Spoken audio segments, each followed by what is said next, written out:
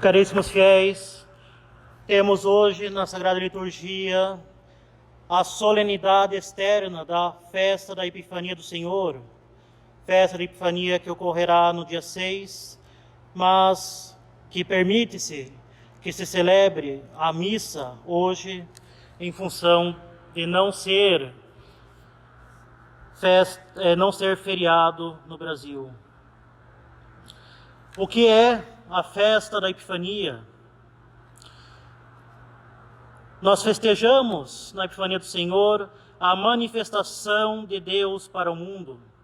Seu nascimento se torna público, tanto para os judeus, representados pelos pastores, como para os pagãos, representados pelos reis magos. E é sempre bom lembrar que mago, nesse sentido, não é feiticeiro, muito menos astrólogo, o que é totalmente incompatível com a fé católica, mas meramente sábio. Para cada um, caríssimos, o conhecimento do nascimento do Messias aparece de modo diverso. Para os judeus, na forma de anjos que cantam o glória de Deus, glória in excelsis Deo. Para os reis magos, na forma de uma estrela muda, que os guia misteriosamente em direção do Messias. De fato, caríssimos, o anjo é uma criatura intelectual e é mais nobre para o homem, também criatura intelectual, ser tratado por outra criatura dotada de inteligência. No entanto, para mostrar as trevas do paganismo, o homem pagão é tratado como sendo uma criatura irracional, que não é guiada por ideias e princípios, mas por símbolos, luzes, brilhos e sentimentos.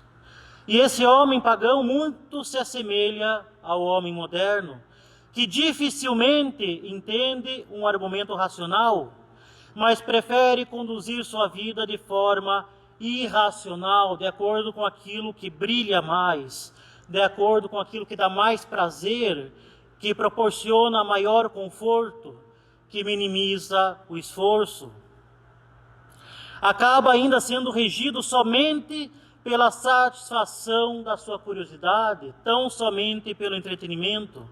Por isso o homem moderno tem tão grande vício por vícios, como o cinema, a TV, o famigerado YouTube, onde tudo brilha a todo momento e onde nenhum esforço racional é feito, mas tudo que aparece é absorvido passivamente, com o intelecto sendo simplesmente jogado no lixo.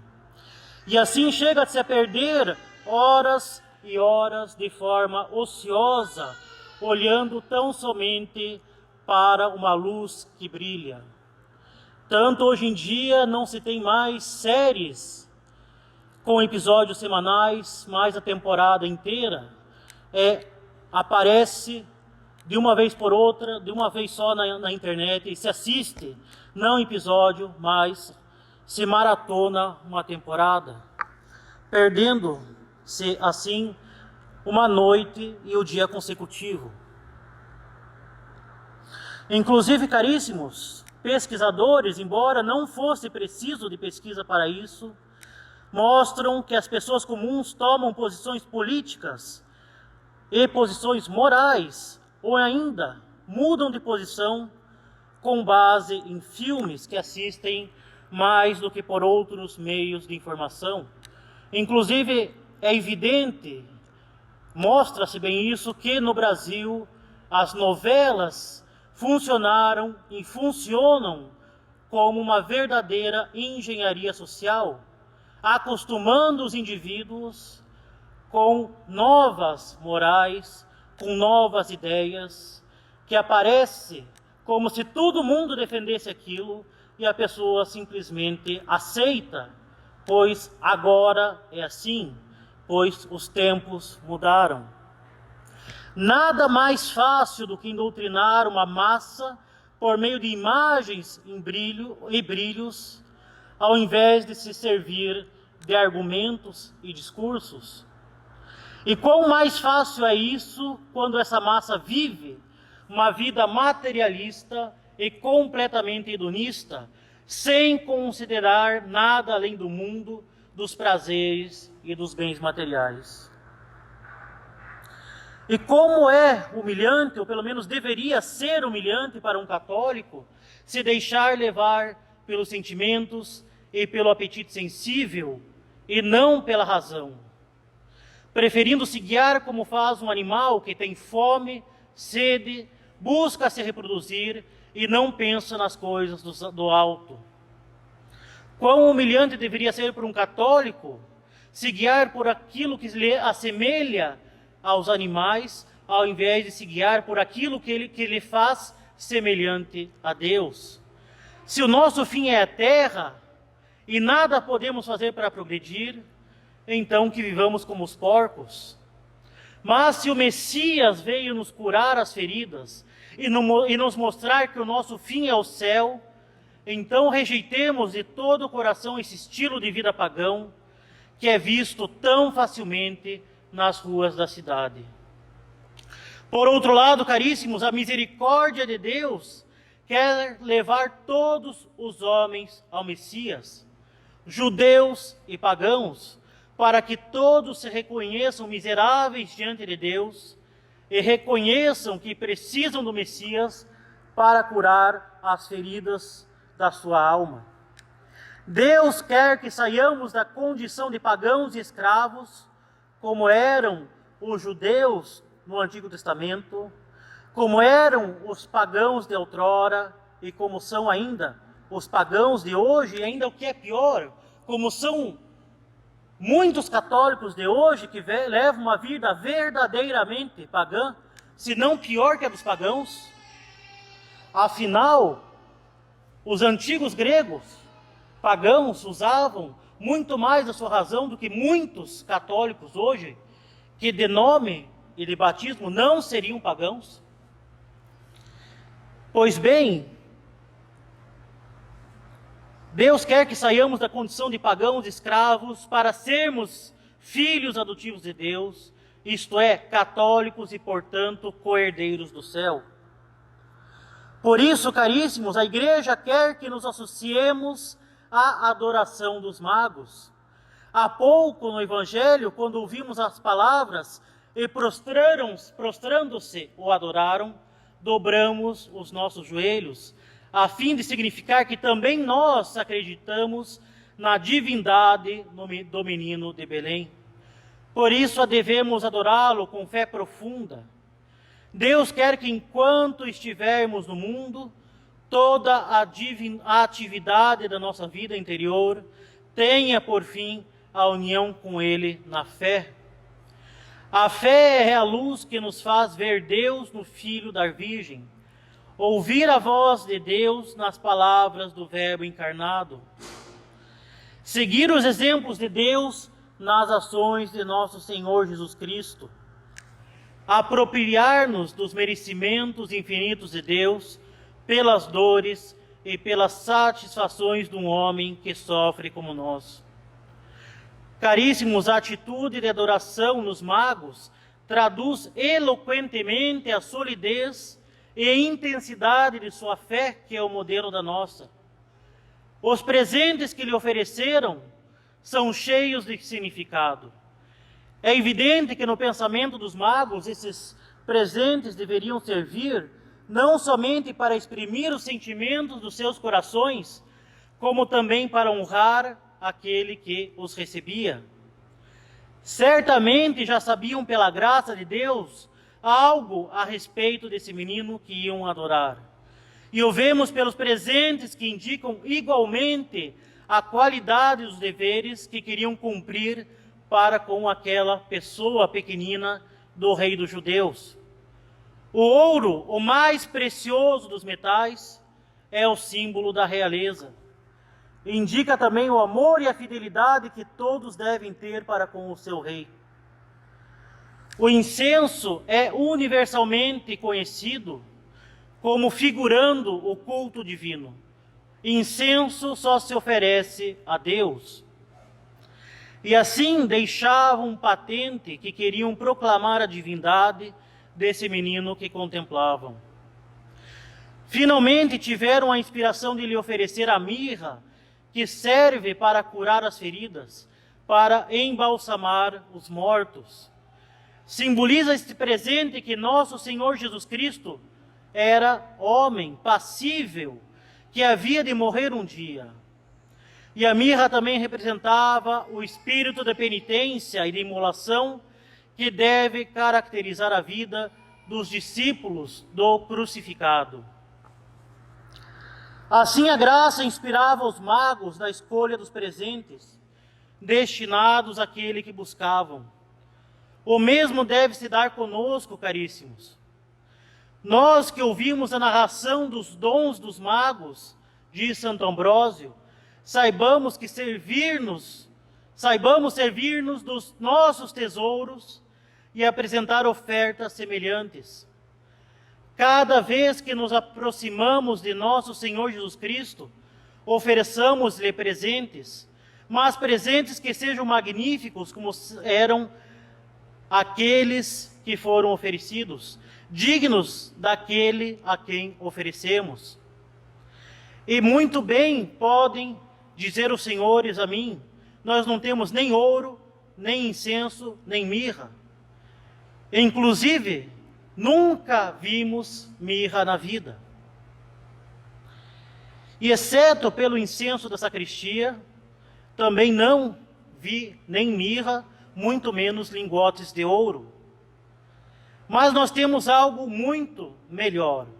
Temos tesouros muito mais preciosos, os únicos que nosso Senhor Jesus Cristo, nosso Salvador e Rei, espera de nós.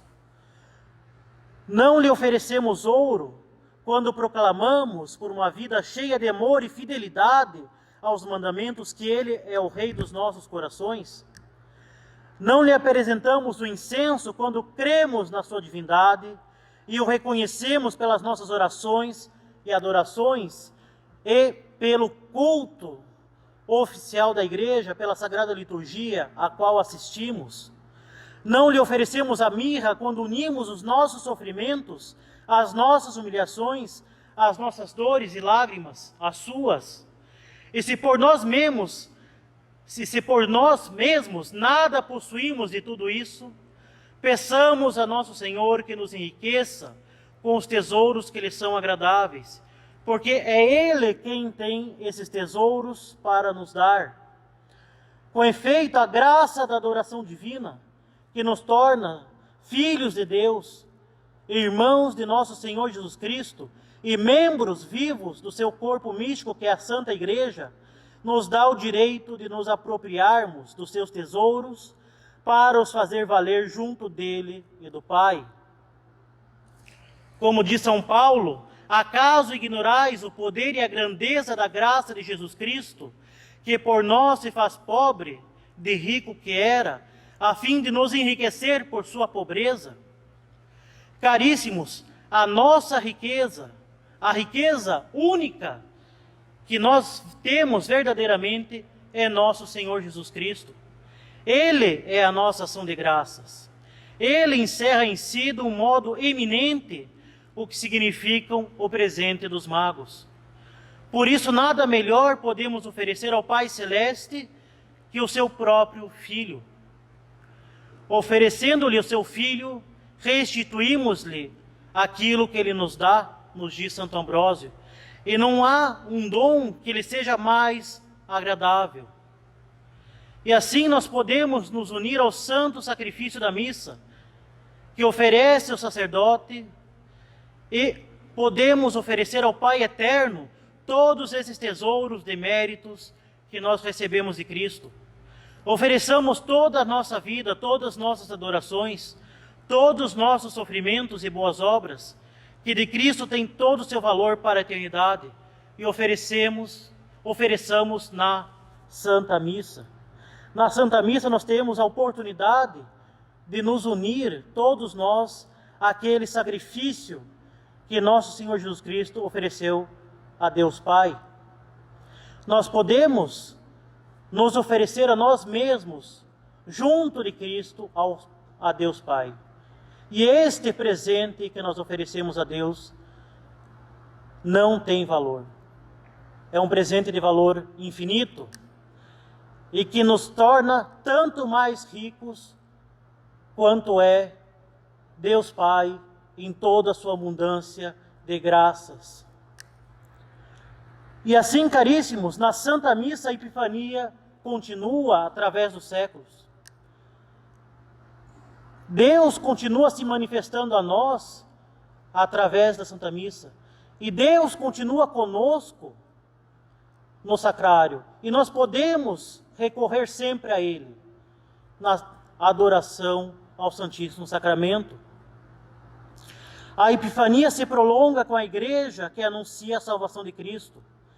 Mas ela se prolonga também na nossa alma, quando a nossa alma se torna mais incandescente do amor de Deus, se torna incandescente do amor mais fervoroso e mais constante. A fidelidade às inspirações da graça, e é nosso Senhor quem o diz, torna-se uma fonte de uma luz mais viva e mais brilhante. Afinal, disse nosso Senhor, aquele que me ama, eu me manifestarei a ele. Cristo fará esta alma entrar numa compreensão cada vez mais íntima dos seus mistérios. E assim, caríssimos, façamos nosso o clamor da Igreja na coleta de hoje. Ó Deus, que nesse dia, por meio de uma estrela, guiaste as nações pagãs ao conhecimento do vosso Filho único, concedei-nos que, conhecendo-vos já pela fé, cheguemos à contemplação da face da vossa suprema majestade. Caríssimos, que contemplando a Deus com uma fé mais viva, nós possamos viver mais plenamente a nossa fé e ser também nós uma epifania para o nosso próximo, que deve ver em nós a luz da graça que se torna visível através das nossas obras de amor, de caridade e de misericórdia. Sejamos nós uma luz para o mundo, uma luz para as almas, vivendo mais plenamente a nossa fé. E é convertendo nós mesmos em primeiro lugar que nós poderemos justamente trabalhar num apostolado mais fecundo e mais abrasado pela caridade. Louvado seja nosso Senhor Jesus Cristo. Em nome do Pai, do Filho e do Espírito Santo. Amém.